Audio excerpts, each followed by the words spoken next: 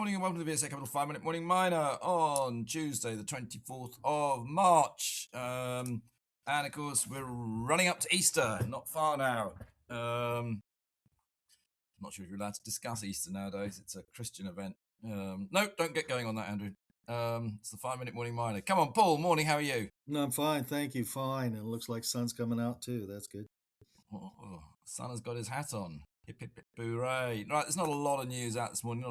Not a huge amount of news that's going to set the world on fire. Gold prices recovered a little bit. Silver's recovered a little bit. Only a little bit, though, because we're still at war. Still a lot of confusion. But you want to make money in this confusing world, which is going to carry on for a long, long time.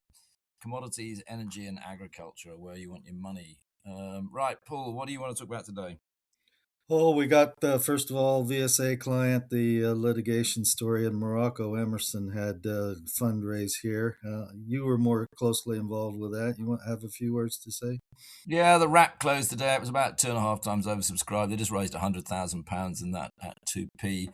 They kept the raise very small just because the price had fallen in front of it. It actually started falling before we even started doing the raise, funny enough.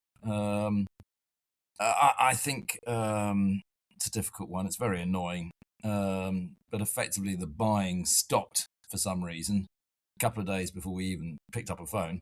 And with no buying, and it took a few sellers to knock it down. So they kept the raise small. They've got plenty of money now. We are expecting a memorial on which will basically show what the number is that they're claiming against the Moroccan government, either at the end of this week, maybe next week, but certainly before Easter. And that could easily move the stock price back up to where it was before, already at 3p. But we will wait and see. Yep, that's closed. Okay, anything else, Paul? Yeah, we had the annual report come out for West African gold producer and dual quoted Resolute Mining.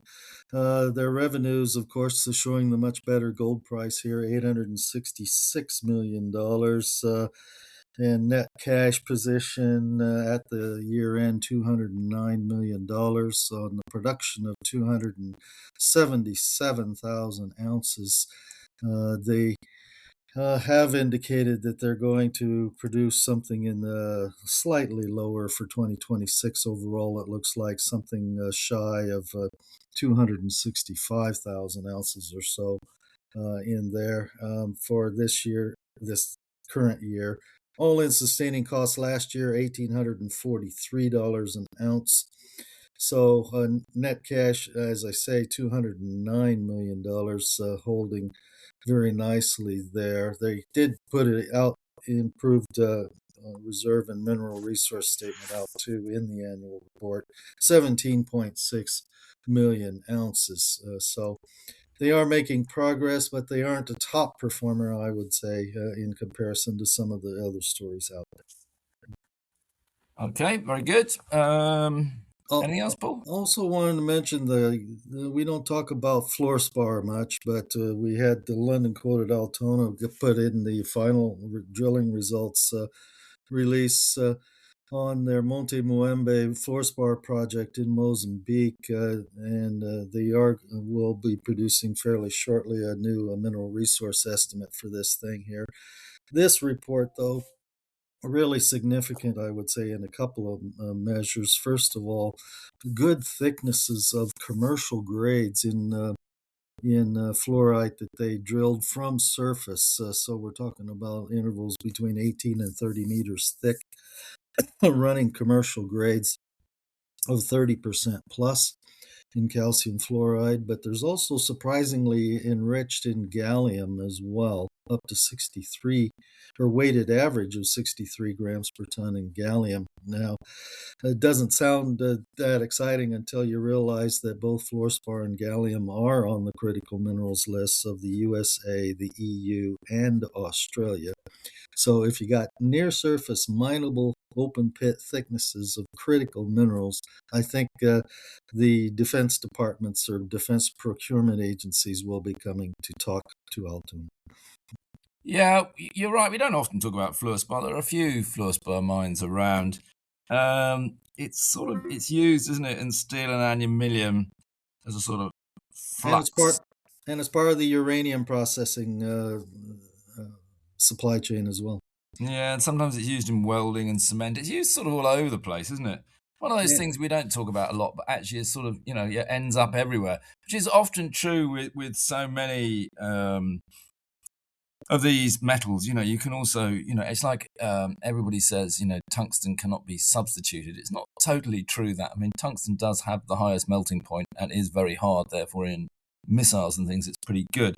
But you can, in certain cases, replace it with things like molybdenum. You can actually make a sort of alloy with vanadium, molybdenum, and tungsten, so you need less of it to have almost the same effect. You can use things like tantalum as well as a bit of a substitute. Would you agree with all that, Paul? yes, and there ultimately, when the price gets high enough, there are the substitutions or the risk of substitutions in just about any raw material. But it comes down to the circumstances of just how long it would take to substitute and would it be worthwhile in the long term, and that is a element by element and product by product based determination. Yeah, I mean, the point really is, though, of course, that in some uses you may use a commodity, but actually a commodity that's 90% as good could actually be fine for you. You don't always have to have the perfect commodity. Anyway, it's just worth bearing in mind. As you say, it does take time for substitutes to come through sometimes, but well worth just considering. Right, anything else, Paul? We should call it a day there. That's all for me today. Very good. Back tomorrow. This podcast has been produced and edited by VSA Capital. It is intended for information purposes and not as investment advice. The information is intended for recipients who understand the risks associated with equity investments in smaller companies. Please do your own research and do not rely on a single source when making an investment decision. VSA Capital may derive fees from this content and seeks to do business with the companies mentioned.